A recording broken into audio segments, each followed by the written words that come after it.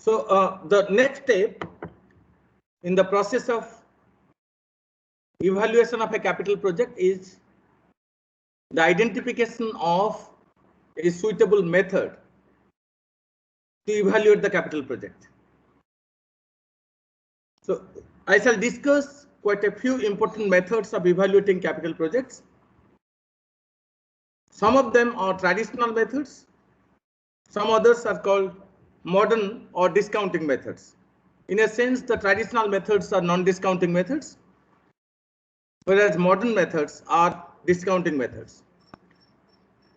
I shall discuss all these 5 one by one, and finally I will conclude with the one, or I'll let you know which one could be considered to be a better method of evaluating capital projects. So the traditional methods are payback period method and accounting rate of return method, whereas discounting or the modern methods are net present value or NPV method, internal rate of return or IRR method, and then the final one is profitability index ratio method. So let me discuss the traditional methods first. The first one is payback period method. So what is this payback period method? As the very term suggests,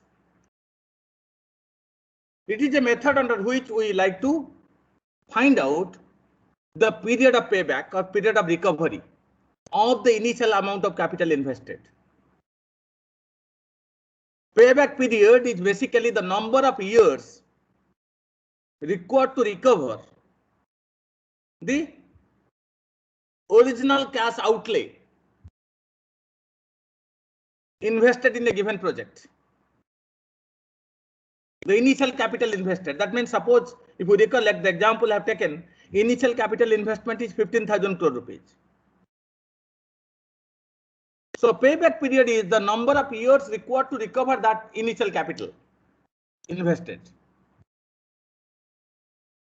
So the net inflows can be unequal, can be equal. The inflows that I have talked about, the net cash flows that we get over the life of the project, as I took an example in the previous instance, they can be unequal, they can be equal. So how to estimate payback period under two different situations?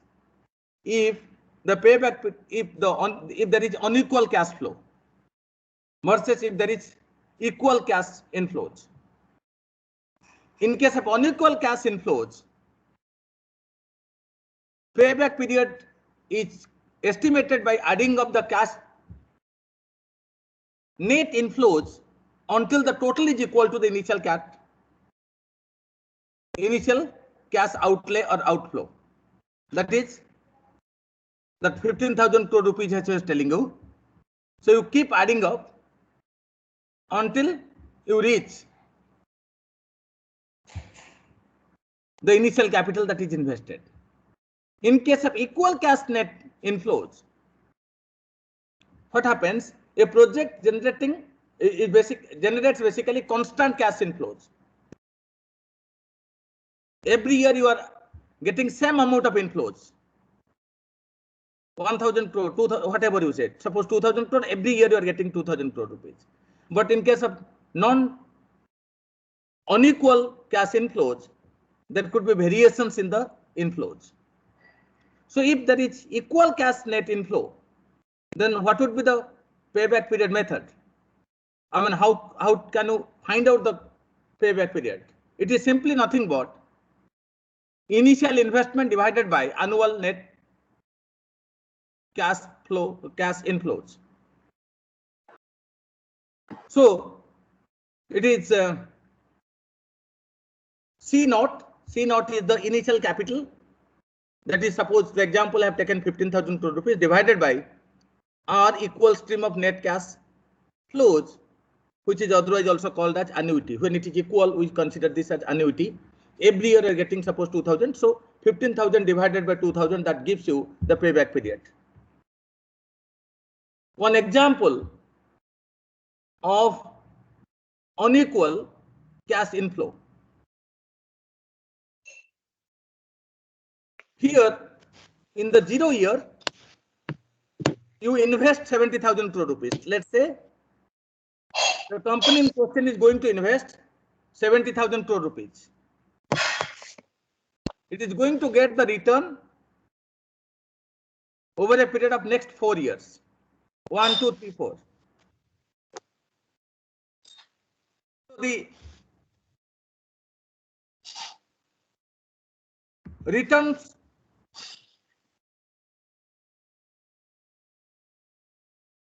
what you get are 40,000 crore rupees in the first year, 30,000, then 10,000, then 5,000. These are the returns you are going to get annually in the next 4 years. Okay, so what does this show? How to estimate the payback period? What is the payback period of this particular project? It is exactly 2 years. At the end of second year, you recover the initial capital invested. It takes 2 years time to recover the initial capital invested. You have invested 70,000 crore rupees, and just at the end of second year, you have reached the what you say otherwise as break even. 70,000 crore rupees of return you are getting in 2 years time. So,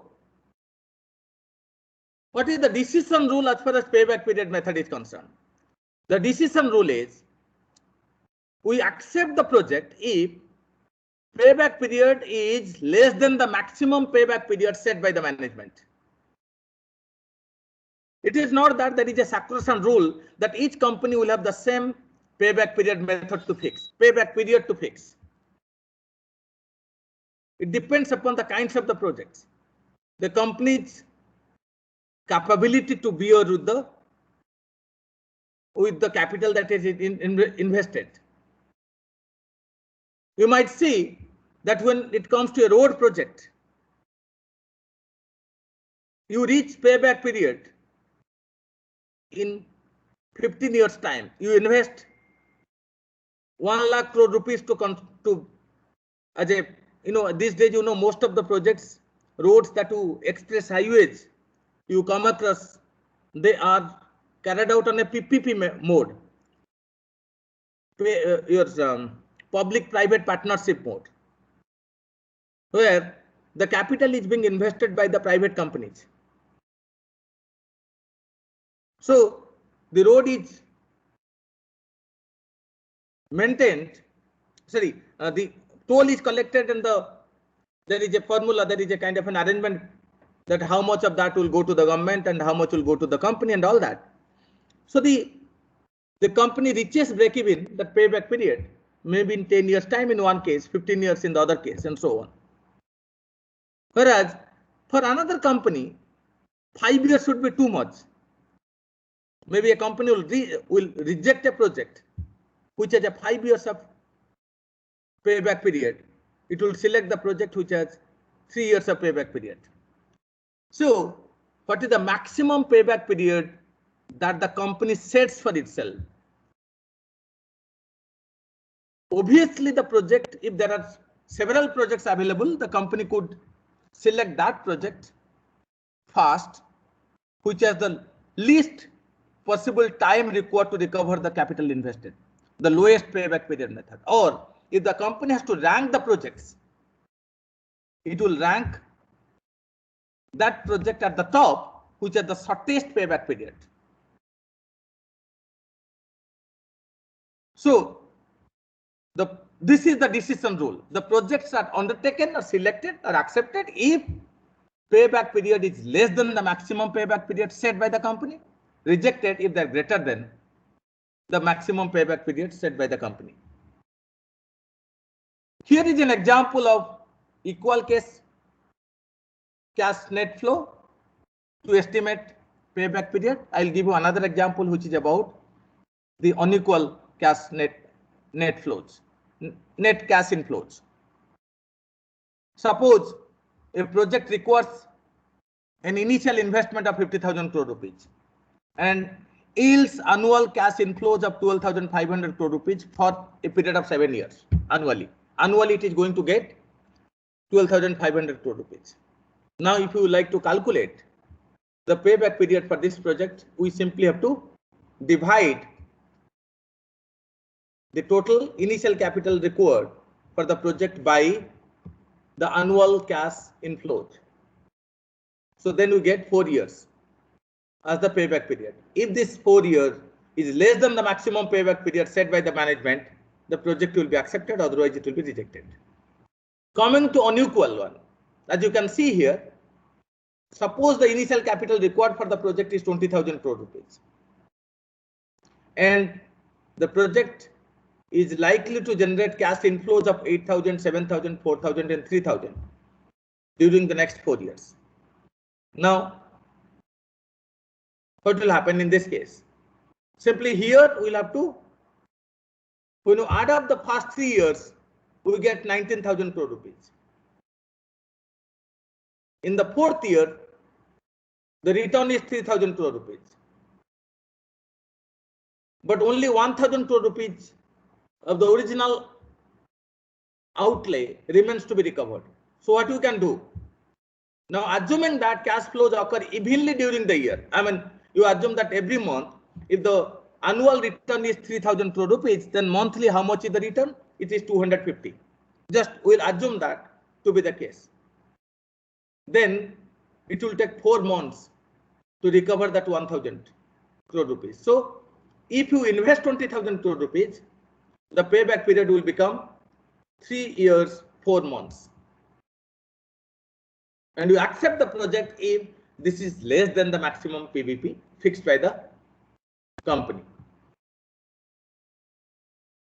Now, let me talk about the next method, that is the accounting rate of return method. I'll talk about the merits and demerits little later. The accounting rate of return as another method of evaluating capital projects. It is the rate of return expected from an investment or asset, which is estimated by dividing the average net income by the average investment, multiplying that by 100 to get that as a rate of return. In percentage term we are going to get. So what is the decision rule here? The decision rule is accept the project if accounting rate of return of the project is higher than the minimum rate established by the management. Accounting rate of return is greater than the minimum rate fixed. It expects, or the minimum rate fixed is 10%. Suppose you get 12% as the accounting rate of return. You will obviously reject if it is less than the minimum rate. And here what will happen? How to rank the projects? If there are more than one project being evaluated, A, B, C, D, you rank the project as number 1, which has the highest ARR, and lowest rank is given to that which has the lowest ARR. Now, the steps involved in evaluating or applying this accounting rate of return. Because the accounting rate of return involves 2 steps. One is estimating average net income. The second step is estimating average investment. We need to know what are these 2. So first step is average net income. Average net income is net income in any year. I mean, average.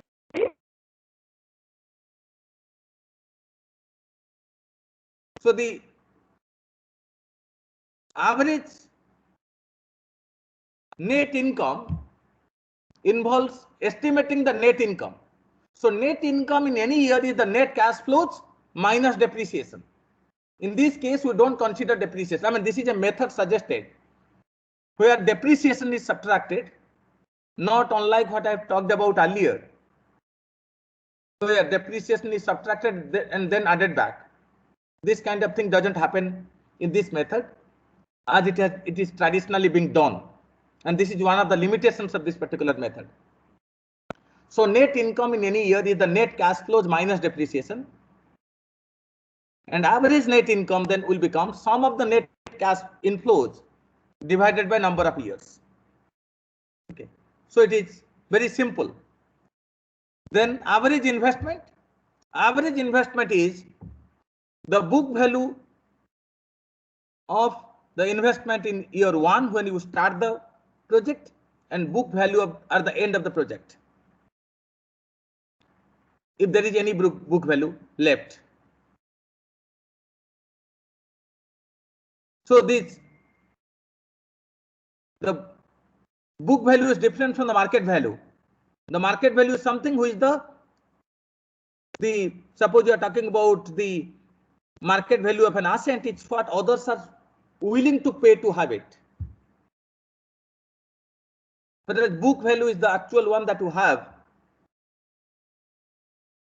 So there is a difference between the market value keeps fluctuating, like it's the share price every day, it keeps changing.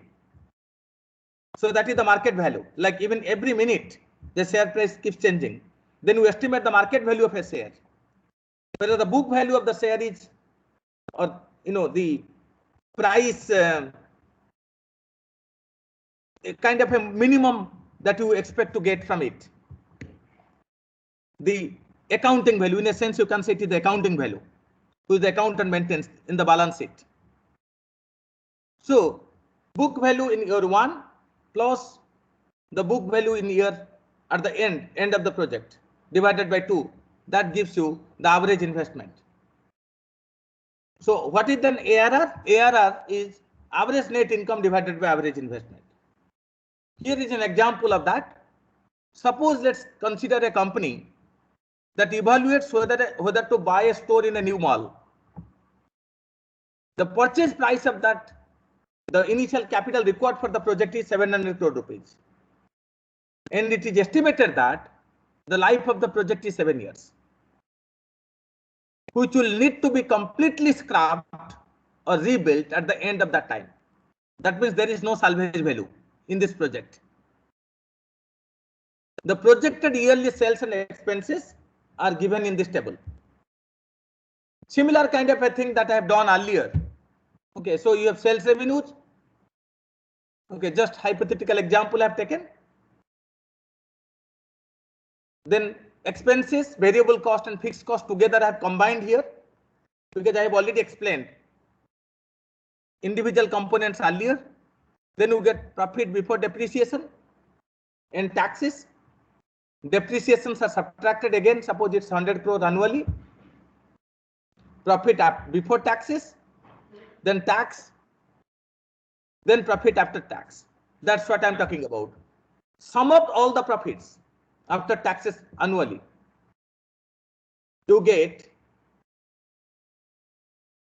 82.5, not 52.5. It will become 82.5 as your 82.5 as the average income, net income. What is average investment? It is 700 crore initial investment. The book value in the initial year, book value of the asset that you have, plus 0, because you are saying scrap value is 0. So 700 plus 0 divided by 2, so it gives us 350 as the average investment. So then average in net income divided by average investment gives us, into 100 gives us 23.5% as the ARR. So if this 23.5% is greater than the minimum rate set by the management, the project will be accepted, otherwise it will be rejected. So what is the disadvantage of this particular method? It ignores the time value of money. In fact, if I talk about both the methods I've discussed, which are traditional methods, they have their advantages, they have their disadvantages. They are easy to estimate. They give you a rough idea about whether the project has some amount of profit guaranteed or not. And particularly when you talk about payback period method, it tells how quickly you get back the money, and that matters many a time to companies in a competitive environment, uncertain business environment. Every single company likes to get back the money as early as possible. So payback period might matter to them. So these are the advantages. But the disadvantages are both the methods do not consider the time value of money. We simply add up the future values without deriving the present value to compare them with the initial amount of capital invested.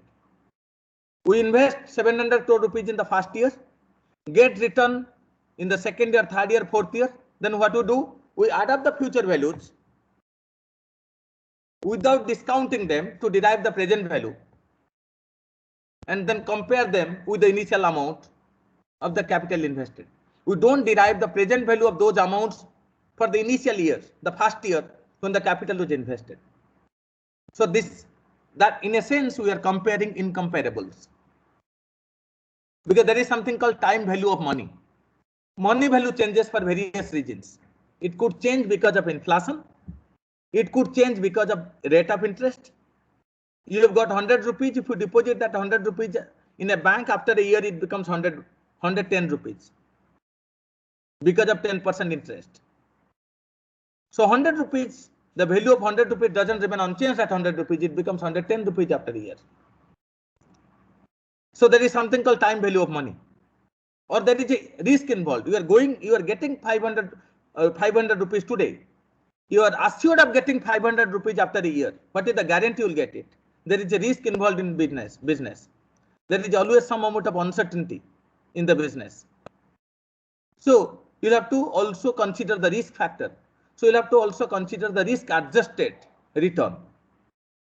That we don't do when you talk about the payback period method or accounting rate of return method. So this is one of the limitations of the first two methods. Second one is, as I have already said, the second method, that is ARR, is based upon the book values, not cash flows, and the market values. Basically, as I told you, market values what? In the people, the shareholders, they are willing to pay to have the shares. We consider the book value, not the market value. So this has its own limitations. Okay. So you may underestimate or overestimate. This book value could be greater than the market value or less than the market value. So this is something that is not considered in the when we apply the ARR method or AAR method. Okay. So then comes the discounting methods. As I told you, there are three different discounting methods we talk about. One is net present value method. Second one is internal rate of return method or IRR method. Third one is capital rationing method or profitability index ratio method. So compared to the non-discounting methods, the discounting methods have advantages. They are more scientific, because as I just said, one of the major limitations of the non-discounting methods is we don't consider the time value of money. As I said, value of money changes over time. So it is better we consider the risk adjusted, inflation adjusted, interest adjusted, or interest rate, or a discount rate which takes care of all the three. So one way of deciding whether the project should be accepted or should be rejected is to determine the NPV of the project, net present value of the project. What is net present value? Net present value or NPV is nothing but the difference between the present value of the expected net cash flows, inflows, and the present value of the cash outflows or the initial capital invested. And what is the decision rule? The decision rule is, if NPV of the project is positive, the present value of the net cash flows is greater than 0, we accept the project, otherwise we reject the project. So there are three possibilities: either NPV is greater than 0, or less than 0, or is equal to 0. So if it is greater than 0, it's takeable, the project is profitable. If NPV is less than 0, it is not takeable, rejected. If it is equal to 0 by chance, then we remain neutral. We are indifferent between the two options, whether to accept, not to accept, because it's as good as, I mean, there is both the situations give you the same result. So but those are exceptional cases. The two cases are very clear. Either NPV is greater than 0 or is positive, or NPV is negative. So how do you estimate NPV? As I told you, it is the difference between the cash inflows and the cash outflows. What is cash outflow? That is minus C naught. That is cash outflow. The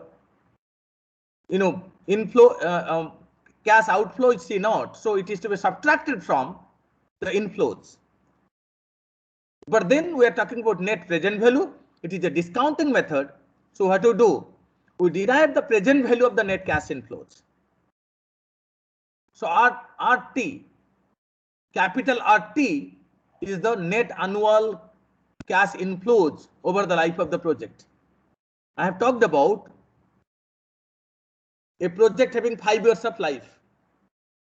To derive the net cash flows, first year return that you get, net cash flows you get is R1, capital R1. Second year, capital R2. Third year, capital R3, and so on. So the net, you get returns in the future. Suppose it is 2020 when you decide to invest 100 crore rupees. That is C naught. You get return in 2021, 2022, 2023 for 5 years. They are R1, R2, R3, R4, R5. So they cannot be directly compared with C naught, that is 100 crore that you invest in 2020. What you need to do, you'll have to derive the value of those returns for the year 2020 when capital is invested. So what is the value of the return of that you are going to get in 5 years time? That is summation RT upon 1 plus R whole to the power T. Summation R capital RT divided by 1 plus small r whole to the power T, where T varies from 1 to N. And small r is that discount, is the discount rate here. R is the discount rate here, which helps us derive the present value of RT. To simplify this, it is R1 divided by 1 plus R plus R2 divided by 1 plus R whole square plus R3 divided by 1 plus R whole Q, and so on. So that gives us the present value of the net cash flows or the net annual returns. What is this R? The R, as I told you, is the risk adjusted inflation adjusted interest rate. So we are basically considering real interest rate, not nominal interest rate. What is real interest rate? It is nominal interest rate that the banks charge or fix on the deposits or on a loan minus the inflation rate. Annual interest rate that the banks fix, that is the nominal interest rate minus the inflation rate annually, that is the real interest rate. And then if there is a risk involved, then risk is also to be brought in. Okay. So it is risk adjusted, inflation adjusted interest rate that we are considering as a discount rate to derive the present value of the net cash flows. So the present value of the net cash flows minus the present value of the cash outflows, that is C naught. Obviously, because C naught is something that we are already considering for the year 2020. As I was giving you the example, if 2020 is taken as the reference year, its present value is same as the face value. No further discounting is required. So present value of the net cash flows minus the initial capital invested gives us NPV, net present value. And the decision rule is this net present value should be greater than 0 for the project to be undertaken. If it is less than 0, the project is rejected. If it is equal to 0, we remain neutral or we remain indifferent, or we are in dilemma. We don't know what to do. Coming to internal rate of return method. I have talked about this method while dealing with marginal efficiency of capital in Keynesian context. I'll not talk about the merits and demerits of NPV. Rather, I shall talk about internal rate of return method and compare internal rate of return with NPV to tell you which one is better. Then finally, I'll conclude with the other method. So, what is internal rate of return method? How is it different from NPV? It is also a discounting method. It is that discount rate which equalizes the present value of the expected net cash flows with the initial amount of capital invested. Unlike the preceding case where NPV is minus C naught plus summation RT upon 1 plus R whole to the power T, where the difference, I mean, we know everything. We know C naught. We have already estimated C naught. We have already estimated capital RT. We have already estimated what is R, small r, that is bank interest rate, suppose, or whatever. It is not bank interest rate always. It can be the cost of raising capital. Whatever is the source of raising capital, there is a cost involved. The cost of raising that capital. It can be bank interest rate, it can be bond rate, or it can be some on the basis whenever it comes to raising capital from the share market, there are methods to estimate the cost of raising capital from the share market as well. So R is that, small r is that. So in any case, in the estimation of NPV, everything is known, nothing is unknown. C naught is known to us, capital RT is known to us, small r is known to us. We only try to find the difference between summation RT upon 1 plus I whole R whole to the power T, which is nothing but the present value of the net cash flows, and the initial capital invested. Whereas in the estimation of IRRs, what to do? We know C naught, we know capital RT. What we do not know is I. So I is that discount rate which equalizes the present value of the net cash flows with the initial amount of capital invested. So RT is same as it was reported earlier. C naught is same as it was reported earlier, but what is difference here? What is different here? It is I. So as I told you, I is IRR. I itself is IRR. I is that discount rate which equalizes the present value, because I is used as a discount rate. It is in the denominator. So whatever this formulation gives, that gives you the present value, a discounted value. So RT upon 1 plus I whole to the power T is nothing but the present value of RT. And here the present value is derived by taking I as a discount rate, not small r as a discount rate. Okay. Now, so what is not known? We know C naught, we know R naught, RT. What we do not know is I. So by equalizing C naught with RT, I mean this right side to the left side, we determine I. Okay. So what is the decision rule? The I is so estimated. The I is the internal rate of return. It is basically the highest rate of return on the capital invested annually. This I has to be greater than R, small r, the cost of raising capital. The annual rate of return that to get, the expected rate of return over the capital invested, that is I, is to be greater than the annual cost of raising capital. If I is greater than R, the project is accepted.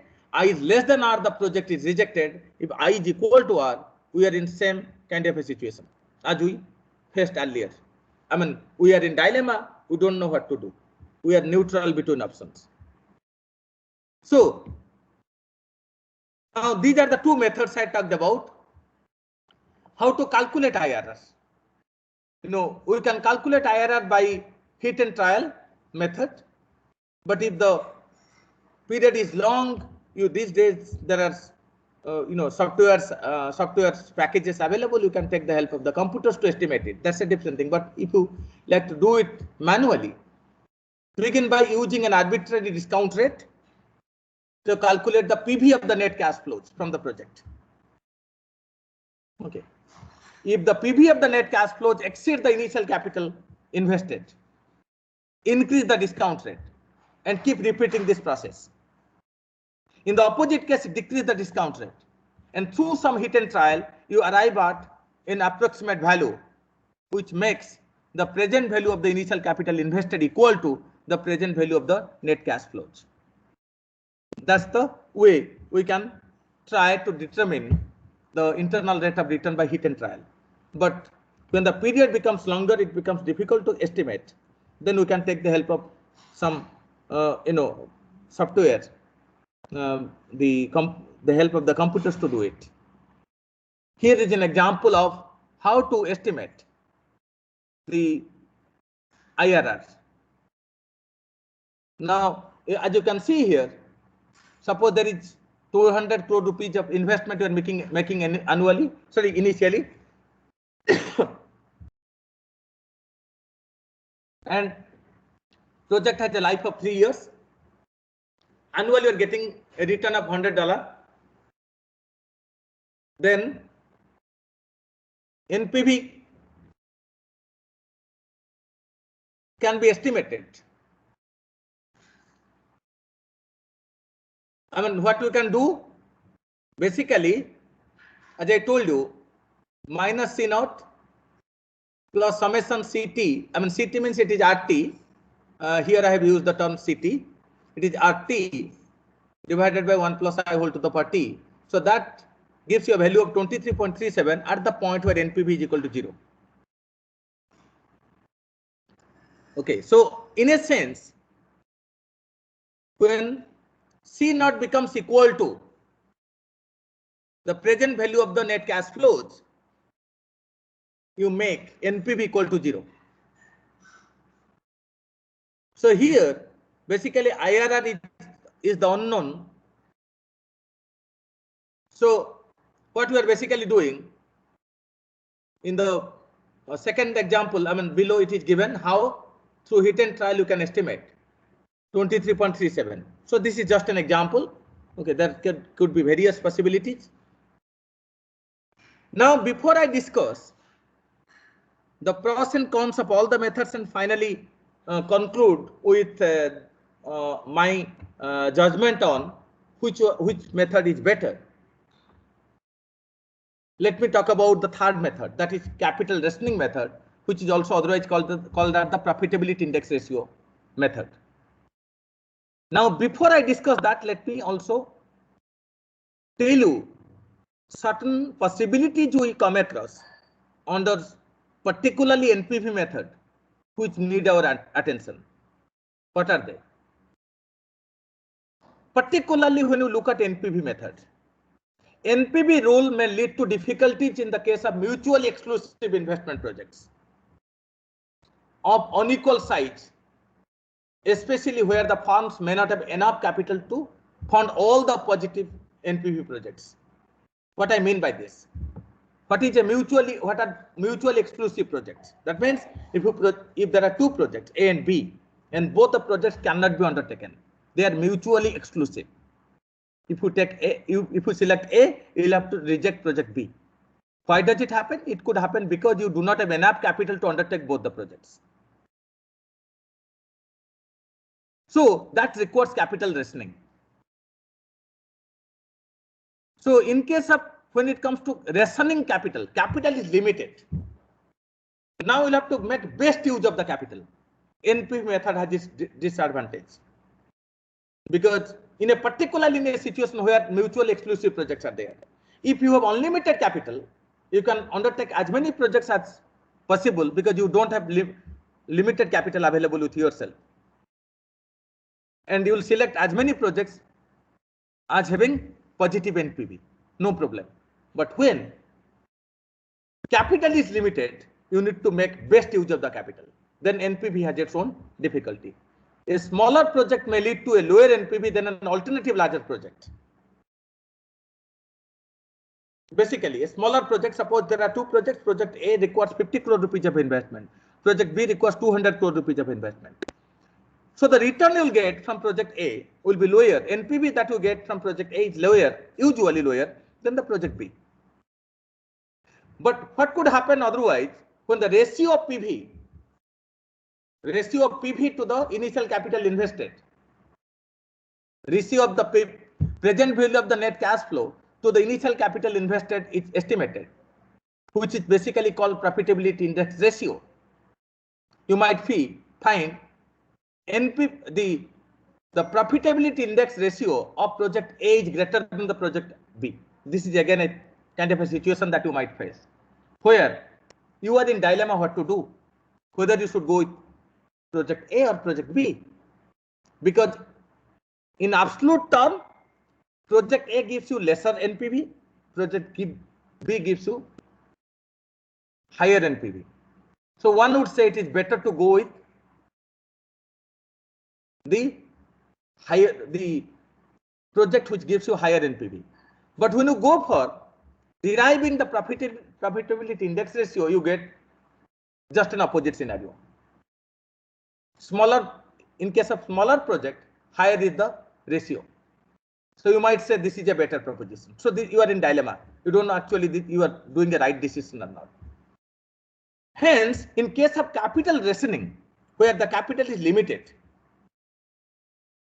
under a situation where firm cannot undertake all the projects having positive NPV due to shortage of funds, the firm should rank the projects according to the profitability index ratio and choose the projects with the highest profitability index rather than those with the higher NPV. So particularly in a situation where the capital is limited, you need to ration the capital. It is better that you apply the profitability index ratio. So what is profitability index ratio? As I told you, it is the total present value of the net cash flows divided by present value of the cash outflows. Present value of the net returns, net cash flows divided by present value of the initial capital invested. It is summation RT upon 1 plus I whole to the summation RT divided by 1 plus R whole to the power T. This is what is the present value of the net inflows divided by C naught, the present value of the initial amount of capital invested. What is the decision rule? Accept the project if the profitability index of the project is greater than 1. If PI is greater than 1, accept the project, otherwise you reject. If it is less than 1, you reject. You have three possibilities again. Either PI is greater than 1, less than 1, or equal to 1. Equal to 1 again is by accident. There are two possibilities. How you formulate the profitability index ratio, that is important. Profitability index ratio can be formulated by taking NPV by C0 or by taking PV by C0. NPV by C0 is what? Whatever NPV you estimated, that is PV of the net cash flows minus PV of the net cash inflows minus the PV of the outflows gives you NPV, net present value. If you divide that NPV by C0, then you should select that project which has NPV by C0 greater than 0. Greater than 0, not greater than 1. NPV by C0 is what? PV minus C0 by C0. But if you take PV by C0, that is inflows divided by outflows simply, then the value should be greater than 1. There is no difference between the two. How you formulate PI, profitability index ratio? One is net benefit cost ratio, another is gross benefit cost ratio, or simply benefit cost ratio. One is PV by C0, which has to be greater than 1 to be selected, which is same as NPV by C0, which is greater than 0. So when PV by C0 is greater than 1, NPV by C0 is greater than 0. When PV by C0 is less than 1, NPV by C0 is less than 0. But in this case, when I write it is greater than 1, I am assuming it is PV by C0, not NPV by C0. Not net benefit cost ratio, I am considering benefit cost ratio. Okay, so this is only a difference in terms of how you are how you are estimating the profitability index ratio. So the decision rule is this. I stop here because the time is over. Whatever little is left, I'll take some time to discuss this in the next class and then switch over to another topic. Okay.